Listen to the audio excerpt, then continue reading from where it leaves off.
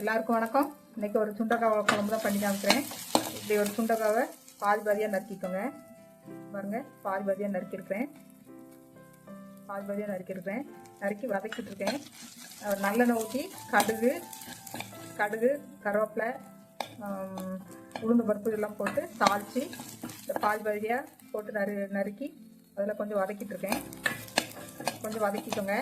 இது வயிற்று புண்ணுக்கும் அப்புறம் வயிற்றில் பூச்சி இருந்ததுனாலும் பூச்சி செத்து போயிடும்.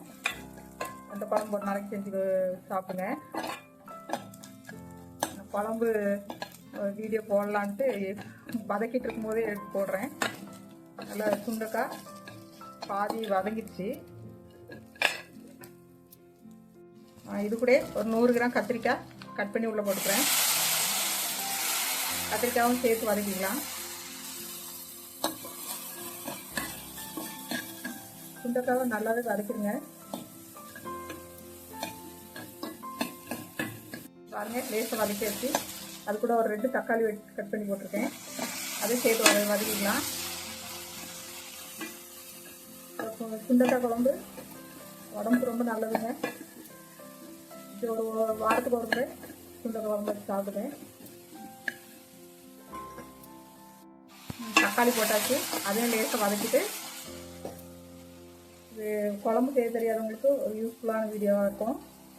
ஒரு 2 ஸ்பூன் மல்லி வத்தல் சேர்த்து அரைச்சி வச்ச மசாலா ஒரு 2 ஸ்பூன் போட்டுக்கிறேன். அதை சேர்த்து வதக்கிக்கோங்க.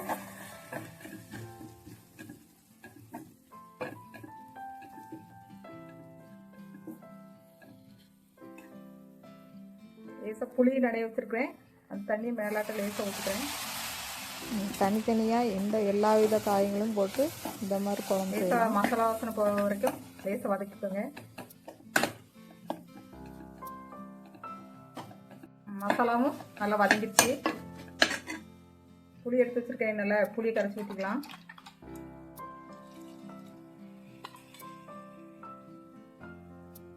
ஆல்ரெடி குழம்பு வீடியோ போட்டிருக்கேங்க. நான் உருண்டை குழம்பு நம்ம கதம் சேனலில் உருண்டை குழம்பு கத்திரிக்காய் குழம்பு ஐட்டம் நிறைய போட்டிருக்கேங்க. வீடியோக்குள்ளே போய் பாருங்கள். இப்படி சிம்பிளாக டக்குன்னு பண்ணுற மாதிரி வீடியோஸ் போட்டிருக்கேன். சமையல் பண்ண தெரியாதவங்க கூட டக்குன்னு பார்த்து சமைச்சிக்கலாம். வீடியோக்குள்ளே போய் பாருங்கள். புளி கரைச்சி ஊற்றியாச்சுங்க. இது அப்படியே கொஞ்சம் கொதிக்கட்டும். உப்பு போட்டிருக்கேன். நல்லா கொதிக்கட்டும். அதுக்கப்புறம் கொதித்து நல்லா குழம்பு காஞ்சி வரும்போது கொஞ்சம் உப்பு போட்டுக்கலாம். மீதி உப்பு இது இந்த காய்க்கேத்தால போட்டிருக்கேன். உப்பு காய்க்கேத்தால தான் உப்பு போடணும். உப்பு போட்டு கொதிக்க விட்றேன்.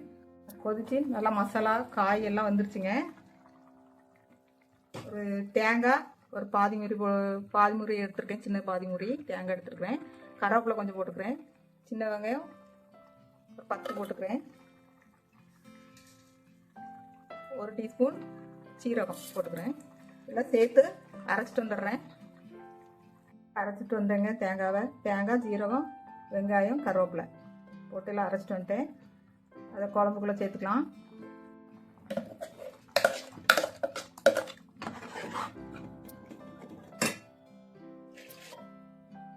தேவையான தண்ணி ஊற்றி குழம்புல சேர்த்துருங்க. குழம்பு தெரியாத பசங்களுக்கு இந்த வீடியோ ஷேர் பண்ணி விடுங்க.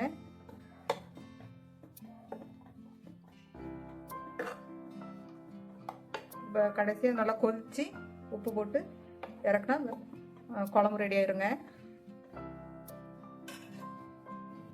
தேங்காய் ஊற்றிட்டு ஒரு கலக்கி விட்ருங்க. நல்லா கொதிக்கட்டும்.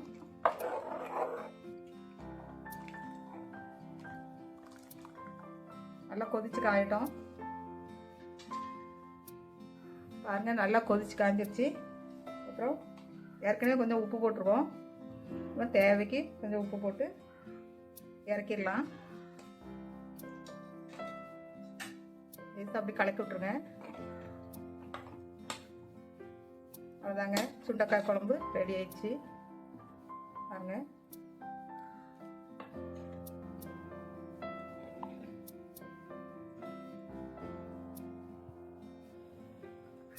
சூப்பரான சுண்டக்காய் குழம்பு ரெடி ஆயிடுச்சுங்க. இந்த வீடியோ பிடிச்சிருந்தா சப்ஸ்கிரைப் பண்ணிக்கோங்க. வீடியோ பார்த்த எல்லாருக்கும் நன்றி.